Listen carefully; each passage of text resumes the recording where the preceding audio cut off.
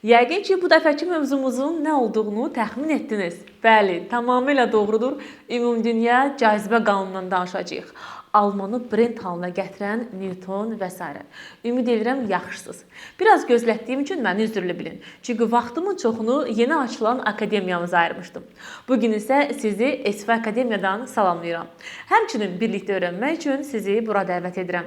Bu gün izah etdiyim mövzu mənim bəlkə də ən sevdiyim, lakin tələbələrin ulduzunun barışmadığı ümumdünya cazibə qanunudur. Mənə elə gəlir ki, bu gün sizə xeyli köməklik göstərəcəyəm. Əgər hazırsınızsa, başlayaq. Necə oldu ki, bir almanın hərəkəti bu qədər möhtəşəm, ümumbəşər bir qanunun kəşfinə yol açdı? Bu gün həm öyrənib, həm də əlinəcəyik. Həmişə uşaqlar deyir ki, müəllim Newtonun başına alma düşməsəydi, bəlkə də bu qədər əziyyət çəkməzdik. Narahat olmayın, biz bir yerdə isə deməli əziyyətimiz yerdə qalmayacaq, buna əmin olun. Newtondan əvvəl alimlərin cazibə ilə bağlı anlayışı demək olar ki, yox idi. Onlar bilirdilər ki, bir əşyanı buraxsan yerə düşür. Həmçinin müşahidələrdən görürdülər ki, planetlər və peyçlər müəyyən bir orbitdə hərəkət edirlər.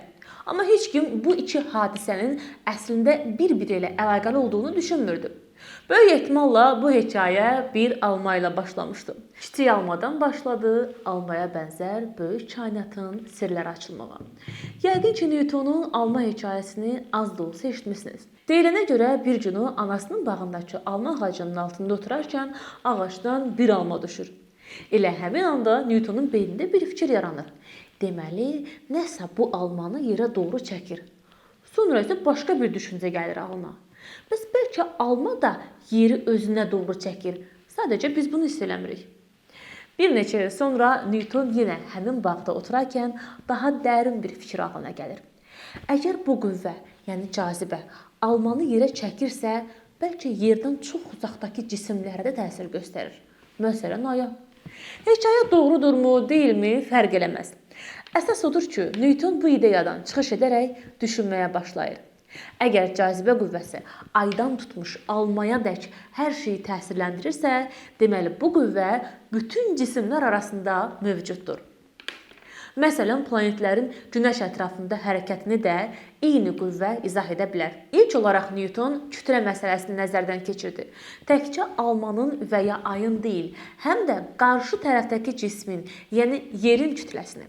O başa düşdü ki, iki cismin kütləsi nə qədər böyükdürsə, aralarındakı cazibə qüvvəsi bir o qədər güclü olur. Sonra isə məsafə amilinə diqqət yetirdi. Bu qarşılıqlı təsir qüvvəsi məsafə artdıqca azalırdı. Özü də məsafənin kvadratı ilə tərs mütənasib şəkildə. Beləliklə, ümumdünya cazibə qanunu formalaşdı. F bərabərdir J M1 M2 bölünsün R-in kvadratı. Newton J sabitinin dəqiq dəyərini bilmirdi. Sadəcə çox kiçik bir ədəd olmalı olduğunu düşünürdü. Təxminən 100 il sonra Britaniyalı alim Henry Cavendish bunu təyin elədi. Bu qüvvə yalnızca cazibə xarakterlidir, itələmə xarakteri bu qüvvəyə xas deyildir. Həmçinin bu qüvvə çox az hiss olunan bir qüvvədir. Desəniz ki, müəllim, bu alma sizi özünə doğru çəkirmi? Bəli, əzizlərim, çəkir. Yadınızda saxlayın ki, hətta kütlələrin 100 kiloqram, mərkəzləri arasındakı məsafə 1 metr olan iki kürə belə götürsək, bu kürələr arasındakı cazibə qüvvəsi 7-10⁻⁷ Newton tərtibində olacaqdır. Yəni, çox kiçik olduğundan da bizim bunu hiss etməməyimiz normaldır. Və beləliklə ümumdünya cazibə qanunu düsturu meydana çıxdı. F bərabərdir J M1 M2 bölünsün R-in kvadratı. İndi isə gəlin buradakı kəmiyyətlərlə sizi bir-bir tanış edeyim. Burada M1 və M2 cisimlərin kütlələridir. R isə onlar arasındakı məsafə hesab olunacaqdır. Gördüyünüz bu J isə qravitasiya sabiti hesab olunur. Birazdan onun vahidi ilə də sizi tanış edəcəm. Düstura əsasən biz qrafiklərimizi qura bilərik. Göründüyü kimi qüvvə kütlə ilə düz mütənasib asılıdır. Məsələn, mən cismin kütləsini 2 dəfə artırsam, onun qüvvəsi 2 dəfə artacaqdır. Radiusdan isə tərs kvadratik asıldı. Qrafikini də buradan görmüş olursunuz. Yəni, nə demək istəyirəm? Məsafəni 4 dəfə artırsam, cazibə qüvvəsi 16 dəfə azalmış hesab olunacaqdır. İndi gəlirəm qravitasiya sabitinin vahidi ilə sizə tanış eləməyə. Gəlin öncə bilirsiniz ki, vahidləri düsturuna əsasən təyin edirik, deyilmi? Gəlin bunun vahidini tapaq. Daha doğrusu düsturu çıxardıq. Yazıram J bərabərdir. F R-in kvadratı bölünsün M1, M2-nin hasilinə. Tamam mı? Yaxşı. J qüvvənin vahidi nə idi? 1 Newton. R məsafədir. Məsafənin vahidi metrdir. İndi kvadrat olduğuna görə olacaq metrin kvadratı. Məxrəci 2 dənə kütlə görürsən, hasilini. Kütlənin vahidinin 1 kiloqram olduğunu bilirik. Kiloqramı da kiloqrama vuracaqsan, alacaqsan kiloqram kvadratı. Hə, keyfiniz də istəyir, Newtonu açarsınız, yeni bir vahid çıxardarsınız, bunu da sizə buraxıram. Beləliklə, qravitasiya sabitinin vahidinin Newton vuraq metr kvadratı bölək kiloqram kvadratı olduğunu da biz təyin etmiş olduq.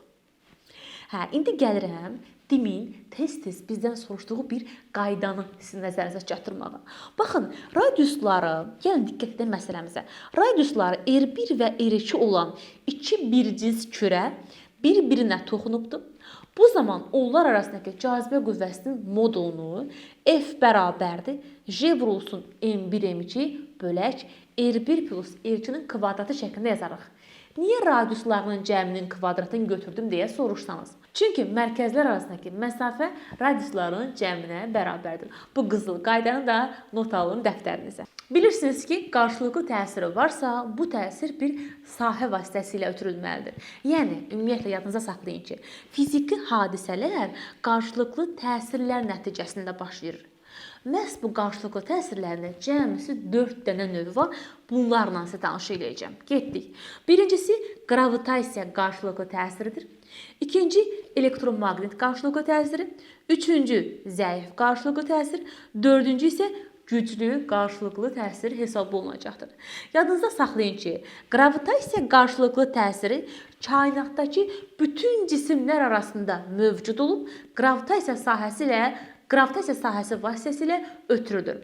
Kainatdakı bütün cisimlər bilirsiniz ki, bir-birlərini cəzb edirlər. Məhz bu cazibə cisimlərin ətrafında yaranan gravitasiya sahəsi ilə həyata keçirilir. Əgər sahə varsa, bu sahəni xarakterizə edən bir vektor olmalıdır. Gravitasiya sahəsinin intensivlik vektoru ilə xarakterizə olunur və kiçik J hərfi ilə işarə olunacaqdır. Və yadınızda saxlayın ki, gravitasiya sahəsinin intensivliyi hər zaman planetin mərkəzinə doğru yönəlmiş olacaq ki, zaten şəkildən də görmüş olacaqsınız. Növbəti davam edirəm ağırlıq qüvvəsindən, yəni gravitasiya sahəsinin intensivliyindən sizi tanış eləməyə. Nədir ağırlıq qüvvəsi? Cismin yer və ya başqa planet tərəfindən cəzb olunduğu bir qüvvədir. F hərfi ilə işarə olunur. F bərabər mg deyə təyin olunacaqdır. Bütün qüvvələrin istər ağırlıq qüvvəsi desin, istər elastiklik, istər sürtünmə qüvvəsi fərq etməz. Bütün qüvvələrin vahidi 1 Newtondur və qüvvə özü vektorial fiziki cəmiyyətdir. Vahidin də 1 Newton olduğu haqqında öncəki dərsimizdə danışmışdıq. Bəli, az öncə qeyd elədiyimiz kimi gravitasiya sahəsinin intensivliyi vahid kütləli cismə təsir edən cazibə qüvvəsinə bərabərdir. Ağırlıq qüvvəsi və gravitasiya sahəsinin intensivliyi də hər zaman radius boyunca planetin mərkəzinə doğru yönəlmiş olacaqdır. İndi gəlin bu ağırlıq qüvvəsinin düsturundan gravitasiya sahəsinin intensivliyini tapaq. Yazaram J bərabərdir F bölünsün M-ə, deyilmi? Düsturuna əsasən vahid çıxardacağam. Qüvvənin vahidi 1 Newton, kütlənin vahidi 1 kiloqram. Newtonu da buradan açsaq, metr bölək saniyə kvadratını bizə vermiş olacaqdır. Və beləliklə gravitasiya sahəsi intensivliyinin vahidini də biz təyin etmiş olduq. İndi isə gəlirəm hava kimi, su kimi əsas qeydimin üzərinə. Cisim planetin səthində və yaxud da səthi yaxınlığında yerləşərsə, gəlin görək intensivliyimiz nəyə bərabərdir? Bunun üçün belə bir düsturumuz var. J bərabərdir, J vurulsun, planetin kütləsi bölünsün R-in kvadratı. Ağırlıq qüvvəsini də lap yaza bilərik. Yazıram ki, F bərabərdir, J vurulsun, cismin kütləsi, vuraq, planetin kütləsi bölünsün R-in kvadratı. Baxın, bu düsturlar cisim planetin səthi yaxınlığında yerləşəndədir. Yaxşı, bəs əgər cisim planetin səthində deyil də müəyyən bir hündürlükdə, müəyyən bir məsafədə yerləşərsə, o zaman hansı hal olacaq? Gəlin, hava kimi, su kimi vacib qeydimizdə mən sizə bunu bir-bir izah edeyim. Dediyimiz kimi ağırlıq qüvvəsi və gravitasiya sahəsinin intensivliyi planetin səthindən uzaqlaşdıqca, yadınıza saxlayın ki, hər ikisi başlayacaq azalmağa. J də, F də. Düsturumuz isə FH bərabərdir. Planetin kütləsi vuraq, cismin kütləsi bölünsün R plus H-ın kvadratı. intensivliyi yazdıqda isə J vurulsun, sadəcə planetin kütləsi bölünsün R plus H-ın kvadratına. Bəli, hər ikisi uzaqlaşdıqca azaldığına görə qrafiklərdə də azalma olduğunu siz müşahidə edə bilərsiniz.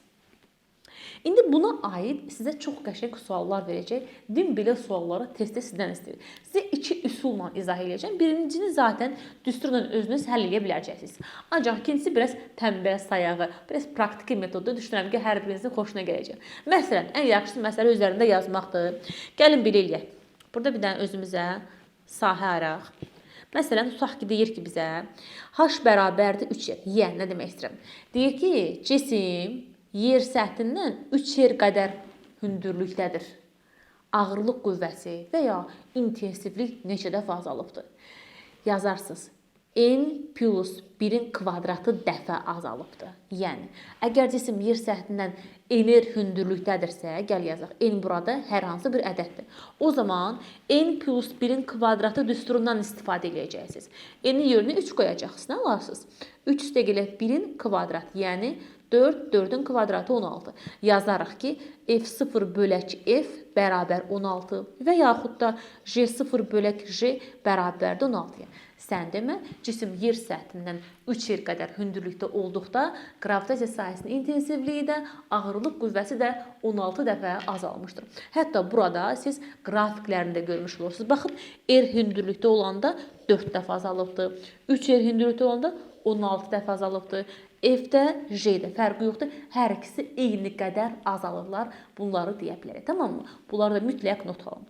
İndi davam edirəm bizdən tez-tez soruşulan bir qayda ilə. Nədir bu qayda? Yadınızda saxlayın ki, qravitasiya sahəsinin intensivliyinin qiyməti coğrafi endarəsindən də asılıdır. Yəni, bunun səbəbi yer kürəsinin qütblərdən müəyyən qədər batıq olmasıdır. Qravitasiya sahəsinin intensivliyinin qiyməti qütblərdə ən böyük, ekvatorda isə ən kiçik hesab olunur. Dərsimizə davam etməzdən öncə qısa bir xatırlatma etmək istəyirəm. Bu arada bizim yeni YouTube kampımız başlayıbdır. Bu YouTube kampında sizi bir-birindən maraqlı, əyləncəli, interaktiv dərs izahları, DİM test toplusundan bütün sualların bir-bir izahları, bu günə qədər qəbul imtahanına düşmüş bütün testlərin hər birisinin izahını siz YouTube kampında əldə edə biləcəksiniz. Hər həftə sizlərlə canlı görüşümüz olacaqdır. Həm əyani, həm də onlayn şəkildə bizim kampımıza qoşula bilərsiniz. Qoşulmaq üçün aşağıda qeyd olunan nömrə ilə əlaqə saxlamağınız yetərlidir ki, davamlı silsilə şəklində biz davam edə bilək. Həmçinin bizə dəstək olmaq üçün kanalımıza abunə olmağı, videoları paylaşmağı, fikirlərinizi bildirməyi unutmayın ki, bizlər də sizlər üçün daha yaxşı formada bu layihəyə davam edə bilək.